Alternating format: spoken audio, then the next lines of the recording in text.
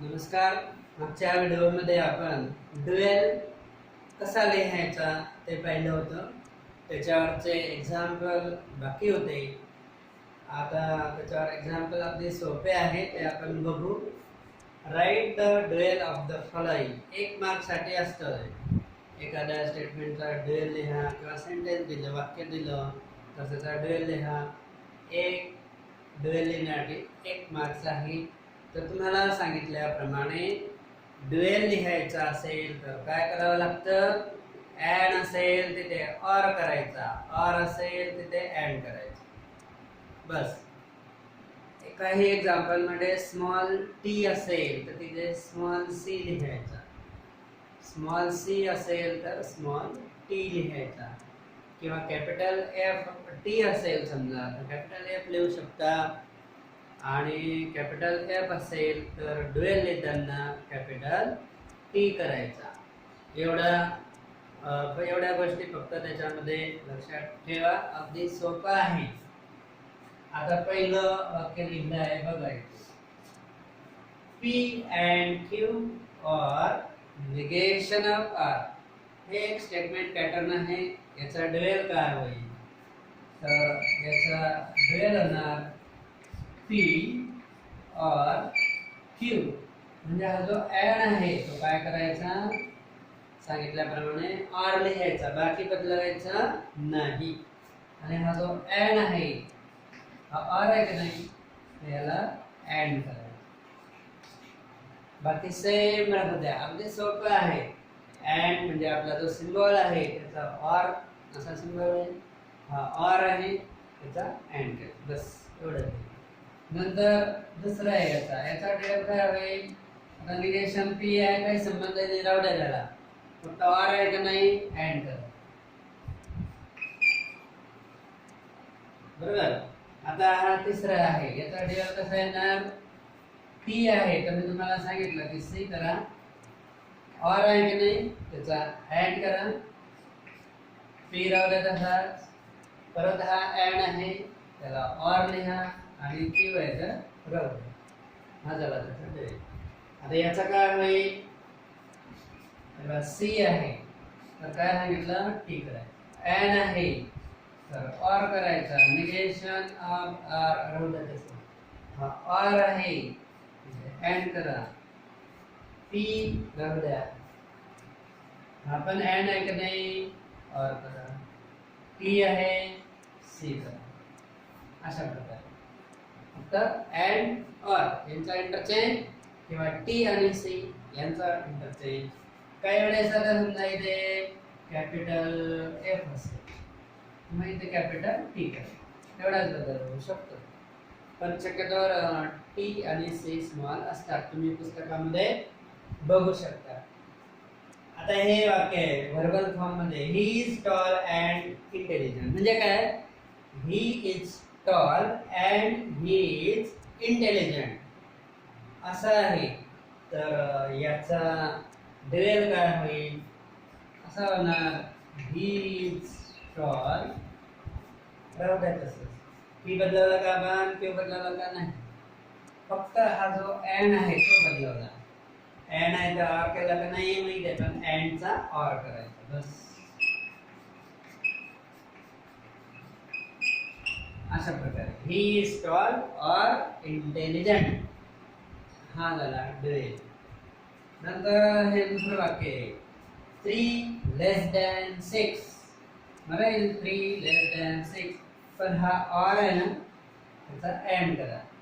And 3 less than 6 and 5 greater than 2. अशा प्रकारे simple आहे. ड्युएल लिहिणं म्हणजे ॲड ऑर इंटरचेंज करणे, टी आणि सी चा इंटरचेंज करणे. व्हर्बल मध्ये असेल तर ॲडचा ऑर लिहिणे बस. आणि ऑर असेल तर ॲड लिहायचा. एवढंच या ड्युएल मध्ये आहे. बाकी ड्युएल मध्ये विशेष नाही. पण एखाद्या वेळेस दोघं साईड असतील, एखाद्या स्टेटमेंटला दोघं साईड असतील समजा.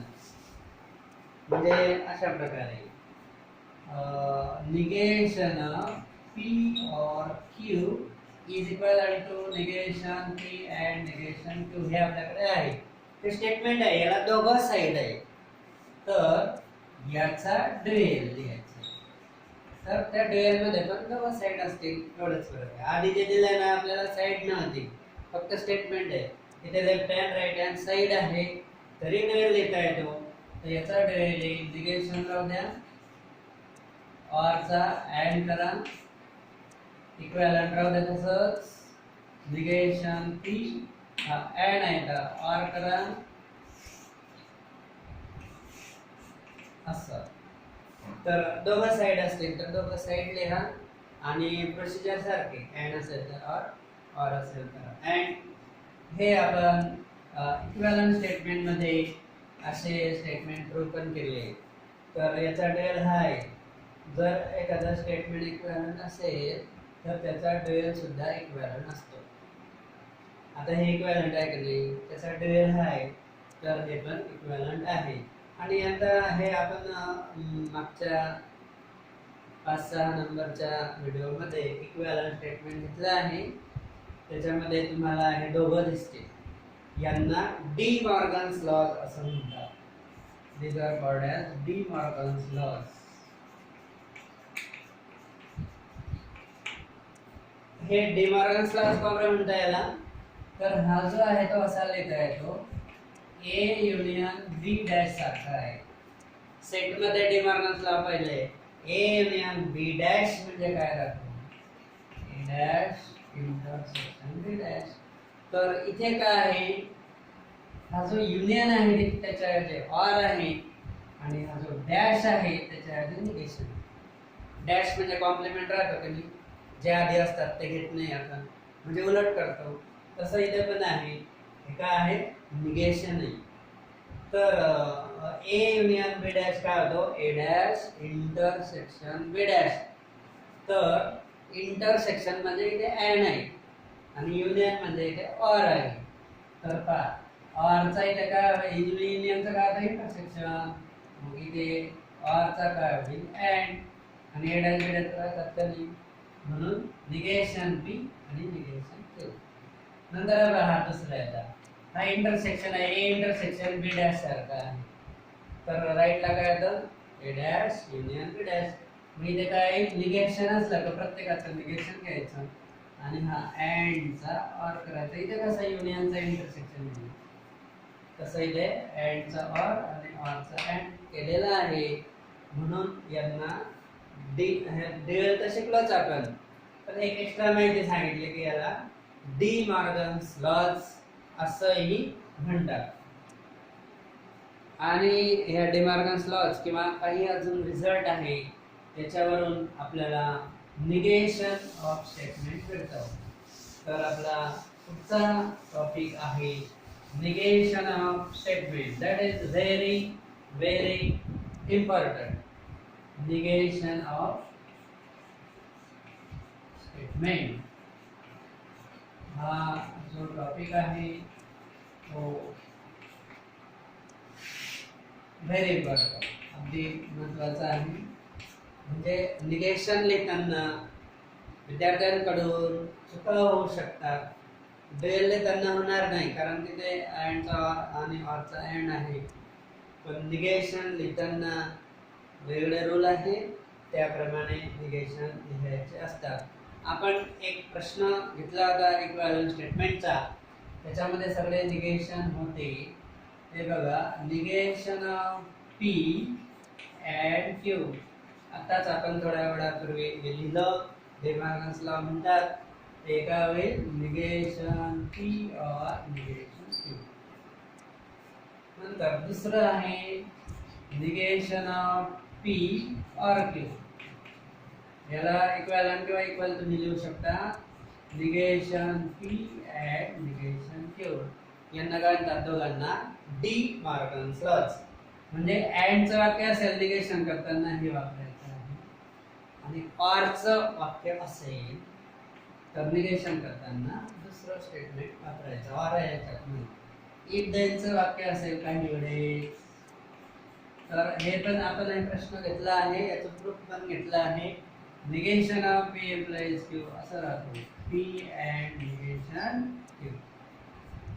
आणि negation of P if at only Q याचा असतं P and negation Q or negation P and Q. अजून याला असं पण निगेशन घेता येतं. हा जो आपण क्वेश्चन लिहिलाय तो मागच्या एक दोन व्हिडिओ अगोदर आहे. हा प्रश्न आपण प्रूव्ह केलेला आहे, इक्विव्हॅलंट स्टेटमेंट मध्ये झालेला आहे. तर हे negation P if and only Q and that is also equal to P if and only negation Q. तर 1 2 3 4 5 4 म्हणजे हे दोघं सारखेच आहे. असंही करता येतं तुम्हाला निगेशन आणि अशा प्रकारे करता येतं. इफ अँड ओनली इफचं वाक्य असेल तर तुम्हाला 3 वेळेस त्याचं निगेशन करता येतं. तर ते लक्षात घ्या. अँडचं वाक्य आहे का, ऑरचं आहे का, इफ देनचं आहे का, इफ अँड ओनली इफचं आहे, त्याच्यावरून आपल्याला निगेशन येतं. किंवा सिंपल स्टेटमेंट असेल तर डायरेक्ट नॉट टाकून निगेशन होऊन जातं. 3 इज प्राईम नंबर, याचं negation 3 is not prime number असं डायरेक्ट निगेशन होईल. तर काही वाक्य आहेत ते आपण ते घेऊ. एक्झाम्पल घेऊ आपण. Write the negation of following statements. Write the negation of following statement.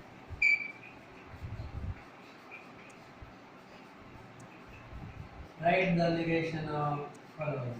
असा क्वेश्चन असतो. That is again very important. Write the negation of following हे सर्वात महत्त्वाचं आहे. पहिलं वाक्य दिलं आहे समजा तुम्हाला, x plus y is equal to 5 and x square plus y square is not equal to 25. असं हे वाक्य आहे. तर याचं निगेशन ड्युएल नाही. आता ड्युएल म्हणजे ऑर केला, बाकी तसंच राहू द्यायचं, संपलं. इथे काय आहे, निगेशन करायचं आहे. तर तुम्ही ते वाक्य बघायचं, त्या दोघांमध्ये अँड आहे का ऑर आहे का इफ देन आहे का इफ अँड ओनली इफ ते बघायचं. तर अँड हे बघा, हा अँडचं वाक्य असेल तर हा पहिला रूल निगेशन साठी वापरायचा. ऑरचं असेल नंतर आपण ऑरचं वाक्य घेऊ. इफ देनचं वाक्य घेऊ. इफ अँड ओनली इफचं घेणार तेव्हा 2 3 4चा वापर होईल. तर आपण पहिल्याबद्दल बोलतोय की x plus y is equal to 5 and x square plus y square is equal to 25. याचं निगेशन लिहायचंय. तर ते काय होतं, तर अँडचं निगेशन सिंबॉलिक फॉर्म मध्ये काय आहे, निगेशन p निगेशन q आणि अँड नाही ठेवायचा, ऑर करायचा. म्हणजे हा जो पहिला पार्ट आहे याचं निगेशन करायचं.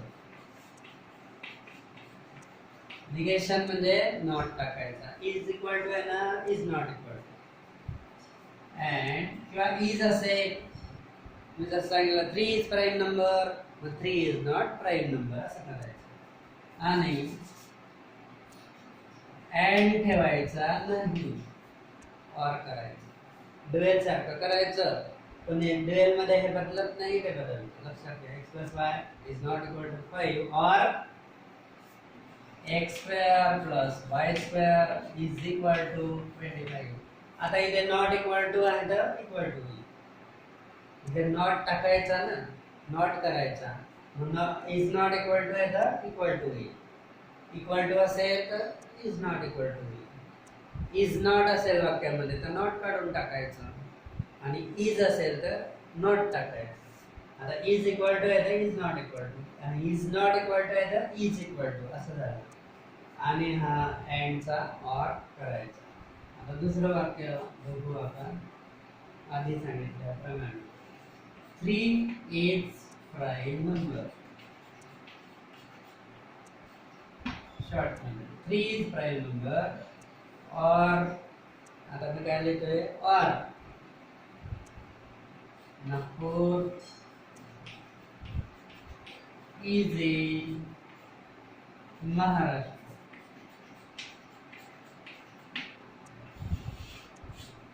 असं केलं, असं वाक्य आहे और मध्ये. तर याचं निगेशन याच्यावरून हे और आहे का नाही, और आहे म्हणजे याच्यावरून काय करायचं, और चा एंड करून टाकायचा आणि दोघं पार्टचं हे काय और चा एंड केला आणि पी चं पण निगेशन आणि क्यू चं पण निगेशन करायचं. म्हणजे काय 3 is not prime number and dual सारखंच करायचं और चा एंड, पण थोडा फरक आहे की हे जे स्टेटमेंट असतात त्यांचं निगेशन पण करायचं. तिकडे डुएल मध्ये आपण निगेशन करत नाही, लक्षात घ्या. 3 is prime number, मग 3 is not prime number और चा एंड होईल and Nagpur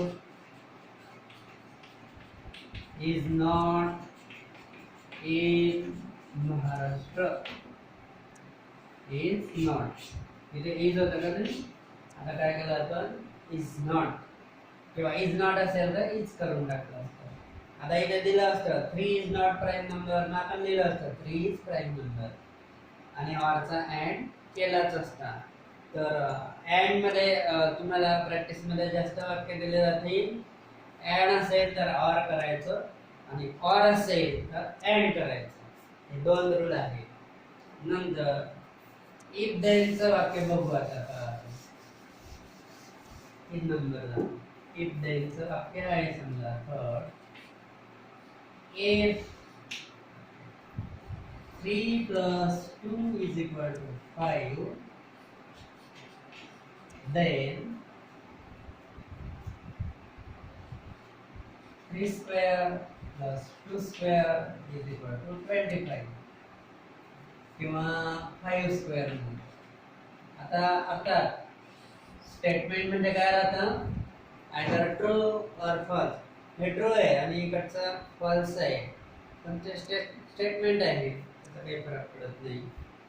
तर याचं निगेशन काय आहे हे सर्वात महत्त्वाचं आहे.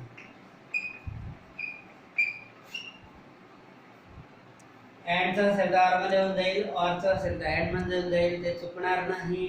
पण इफ देनचं वाक्य इफ देन मध्ये राहत नाही, लक्षात घ्या. इफ देनचं वाक्य जे आहे ते इफ देन मध्ये राहत नाही. काय होतं ते, हे एम्प्लॉईज आहे की नाही, याचा एंड होऊन जातो, इफ देन निघून जातो. एरो राहत नाही म्हणजे इफ देन राहत नाही. काय होतं, पी म्हणजे पहिला जो पार्ट आहे तसा तसा इफ नंतर जे आहे ते लिहायचं. हा पी आहे ना, तो लिहायचा पी. इफ देन काढायचं आणि काय टाकायचा एंड. लक्षात घ्या, इफ देनचं वाक्य आहे, काय करायचं, P and negation of Q म्हणजे 3 square plus 2 square is not equal to 5 square. P तसाच ठेवायचा, एंड टाकायचा आणि देन नंतरचा जो पार्ट आहे त्याचं निगेशन करायचं, कारण इकडे आहे पी एंड निगेशन क्यू. यावर अनेक वाक्य तुम्हाला नोट्स मध्ये दिलेले आहे. पहिला पार्ट जसाच ठेवायचा, असा तसा ठेवा, एंड टाका आणि दुसऱ्याचं निगेशन करा. पहिला पार्ट तसाच ठेवा, इफ देन काढून टाका, एंड टाकायचा आणि दुसऱ्या पार्टचं निगेशन करायचं. समजा इथे इज नॉट इक्वल टू असतं तर आपण इक्वल टू केलं असतं. अशा प्रकारे तुम्ही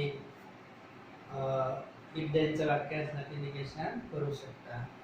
इफ एंड लेटचं व्यासन होईल. आता समजा x is equal to y, if and only x square is equal to y square, असं वाक्य आहे. तर निगेशन काय होईल, हे बघा काय होईल, P काय आहे x is equal to y आणि Q काय आहे x square is not x square is equal to y square आणि कनेक्टिव्ह काय आहे डिपेंडंट मग त्याचं निगेशन काय होईल राईटला बघा P म्हणजे x is equal to y काय आहे अँड निगेशन Q म्हणजे x square is not equal to y square असं मग नंतर हा सिम्बॉल आहे मग और नंतर काय आहे निगेशन P म्हणजे x is not equal to y P चं निगेशन मग परत काय आहे and Q x square is equal to y square म्हणजे एकदा एक पार्ट निगेशन करायचं अँड टाकायचं और परत जो आधी निगेशन केला नाही तो निगेशन करायचा दुसरा तसाच राहू द्यायचा P and negation Q or negation P and Q that is very important if and only चं निगेशन याच्याप्रमाणे करायचं और याचं निगेशन अजून दुसऱ्या प्रकारे होईल हे बाहेर हे दोघं सारखे येतात पण राईट हँड साइड वेगळी तर असं करायचं असेल if and only चं निगेशन if and only मध्येच राहू द्यायचं असेल तर हे वाक्य if and only if मध्येच राहू द्यायचे आणि निगेशन करायचं तर काय होईल हा एक तर प्रकार झाला तर दुसऱ्या प्रकारात काय होईल निगेशन P म्हणजे x is not equal to y if and only Q तसाच राहू द्या झालं एक पार्ट निगेशन करून टाका बाकीचं तसं राहू द्या निगेशन होऊन जातं अजून तिसऱ्या प्रकारात काय होईल P तसाच आहे म्हणजे x is equal to y तसाच राहू द्या if and only Q चं निगेशन करा x square is not equal to y square याचा अर्थ काय if and only असेल तर निगेशन तीन प्रकारे होतं and or मध्ये होतं आणि if and only मध्ये 1 2 3 हा प्रश्न आपण घेतलेला आहे तुम्ही प्रूव्ह पण केलेला आहे तो ट्रूथ टेबलच्या सहाय्याने इथे व्हेरिएबल पण लिहिलंय आपण तो ट्रूथ टेबल त्याच्यावर आधारित हे सगळे निगेशन आहे तर अँड चं ऑर चं इफ देन चं जास्त लक्षात घ्या हे अत्यंत महत्त्वाचं आहे इफ देन चं वाक्य असेल तर निगेशन करताना ते इफ देन मध्ये राहत नाही ते सर्वात महत्त्वाचं आहे आणि सर्व निगेशन मग याच्यावरच डिपेंड आहे क्वांटिफायर जे आहे त्याचं पण निगेशन आपल्याला करता येतं म्हणजे क्वांटिफायर जो आहे समजा आता हा दिलाय for all x belongs to a x square is greater than 9 असं एक क्वांटिफायर आहे तर याचं निगेशन असं होतं का there exist x belongs to a म्हणजे याचं पण निगेशन करता येतं आपल्याला there exist x belongs to a for all असलं की ते सच दॅट राहत नाही पण देयर एक्झिस्ट असलं की तिथे सच दॅट लिहावं लागतं म्हणजे तिथे असा x आहे की तिथे असा x आहे की म्हणून सच दॅट येतं फॉर ऑलचं निगेशन देयर एक्झिस्ट मध्ये करायचं आणि सच दॅट शब्द टाकायचा आणि हा जो पार्ट आहे याचं निगेशन करायचं म्हणजे x square less than equal to 9 म्हणजे ग्रेटर दॅनच्या उलट समजा तिथे x square is equal to 9 राहिलं तर आपण काय करायचं x square is not equal to 9 लिहायचं किंवा असं लिहू शकता तुम्ही x square is not greater than 9 असं पण लिहू शकता पण याच्याऐवजी असं लिहायचं लेस दॅन असेल तर ग्रेटर दॅन इक्वल टू करा ग्रेटर दॅन असेल तर लेस दॅन इक्वल टू इथे ग्रेटर दॅन इक्वल टू असेल इथे लेस दॅन आहे म्हणजे उलट करायचं निगेशन करायचं याचे पण वाक्य तुम्हाला भरपूर दिले जातील नंतर दुसरं आहे समजा आता देअर एक्झिस्ट आहे. आता देअर एक्झिस्ट मध्ये वाक्य there exist X belongs to N such that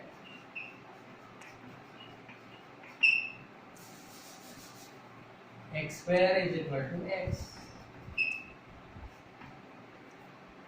असं एक क्वांटिफाईड स्टेटमेंट आहे आणि त्याचं निगेशन करायचं. तर negation there exist negation for all x belongs to n. There exist असेल तर सच दॅट शब्द असतो, पण फॉर ऑल केला तर काढून टाकायचं. फॉर ऑल असेल तर सच दॅट काढून टाकायचं आणि मग देअर एक्झिस्ट काय होतं निगेशन फॉर ऑल. मग हे काय होईल x square is not equal to x. For all x belongs to n x square is not equal to x असं त्याचं निगेशन झालं. इथे नॉट इक्वल टू असेल तर इथे इक्वल टू असेल तर इथे नॉट इक्वल टू म्हणजे नॉट घ्यायचं आहे. आता हेच वाक्य जसं आपण व्हर्बल फॉर्म मध्ये अँड ऑरचं निगेशन केलं तसं समजा सम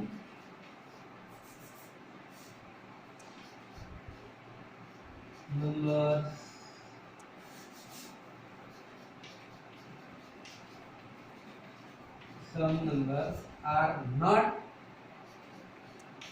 positive असं असेल. तर सम म्हणजे देअर एक्झिस्ट आहे आणि ऑल म्हणजे फॉर ऑल आहे. तर समचं वाक्य असेल तर बा देअर एक्झिस्ट काय आलं फॉर ऑल झालं का नाही. मग समचं काय होईल ऑल नंबर्स आर. आता इथे आर नॉट आहे की नाही निगेशन करायचं आहे म्हणजे are positive. All numbers are positive किंवा सरळ असतं सम नंबर्स आर पॉझिटिव्ह तर इथे all numbers are not positive आणि some numbers are not positive आहे इथे काही ऑल नंबर्स आर म्हणजे जसं आपण equal to not equal to करतो. नॉट इक्वल टू असेल तर इक्वल टू करतो. इथे आर नॉट आहे म्हणून काय करायचं आर पॉझिटिव्ह. म्हणजे समचं वाक्य असेल तर ऑल मध्ये जातं आणि ऑलचं वाक्य असेल तर सम मध्ये जातं. म्हणजे ते क्वांटिफायरशी संबंधित आहे. All natural numbers are positive all natural numbers are positive. मग ऑल असलं तर काय करायचं सम. म्हणजे फॉर ऑलचं काय करतो आपण देअर एक्झिस्ट. सम म्हणजे काही ऑल म्हणजे सर्व. तर याचं जसं समचं ऑल झालं तसं ऑलचं सम होईल. Some natural numbers are positive आहे की नाही not positive are not positive. तर अशा प्रकारे हे पण आपल्याला निगेशन मध्ये ॲज अ प्रॅक्टिस म्हणून वेगळे ऑलचे वाक्य दिले, समचे दिले आहे, and or if then if and only अशा सर्व प्रकारचे वाक्य तुम्हाला दिलेले आहे. त्याचं निगेशन आपल्याला करता येईल. अशा प्रकारे काही सिम्बॉलिक फॉर्मचे पण निगेशन करता येतात. सिम्बॉलिक फॉर्म आहे समजा हा P and Q implies R. याचं पण आपल्याला निगेशन करता येतं. समजा याचं निगेशन करायचं आहे काय negation of P and Q implies R is equal to is equal. तर आपण काय करायचं पहिल्यांदा implies साठी निगेशन लिहायचं. implies काय होतं P and निगेशन Q. म्हणजे P तसाच राहतो. म्हणजे P म्हणजे हा पार्ट तसाच राहील. P ची जागा आता P and Q द्यायची. एम्प्लॉई असतं तर काय होतं अँड. आणि ह्या दुसऱ्या पार्टचं क्यूचं काय होतं निगेशन. क्यूची जागा इथे आर ने घेतली म्हणजे काय होईल निगेशन असं. पी अँड निगेशन म्हणजे तसंच राहू द्या अँड टाका आणि दुसऱ्याचं निगेशन. आता समजा असं असेल negation of negation of P and Q और आर असं दिलंय तर काय करणार याचं निगेशन काय होईल हा रूल वापरायचा. निगेशन ऑफ फर्स्ट पार्ट आणि ऑरचा and negation of second part. पहिले दोघांचं निगेशन आणि ऑरचा अँड. पण एक स्टेप वाढेल येते. आता पुन्हा याचं निगेशन लिहू शकता तुम्ही अँड मध्ये. मग त्याचं याच्याप्रमाणे निगेशन पी और negation Q and negation R. ह्याचं निगेशन झालं तर असं सिम्बॉलिक फॉर्म मध्ये सुद्धा आपल्याला निगेशन लिहिता येतं. व्हर्बल फॉर्म मध्ये पण निगेशन लिहिता येतं. हा आजचा जो आजचा लेक्चर सर्वात महत्त्वाचा आहे. निगेशन एकदा नाही दोनदा तीनदा बघा प्रॅक्टिस करा. निगेशन म्हणजे लॉजिकमध्ये काय चुकत असेल तर ते फक्त निगेशन ऑफ स्टेटमेंट एवढंच चुकू शकतं. बाकी चुकण्यासारखं त्याच्यामध्ये काहीच नाही आहे. त्याच्यामुळे हा व्हिडिओ तुम्ही एकदा दोनदा जोपर्यंत समजत नाही तोपर्यंत बघायचा आणि निगेशन नोट्समध्ये जे एक्झाम्पल लिहिले ते पण करायचे आणि या व्हिडिओचा वापर करायचा. निगेशन कसं लिहायचं त्याच्यासाठी. धन्यवाद.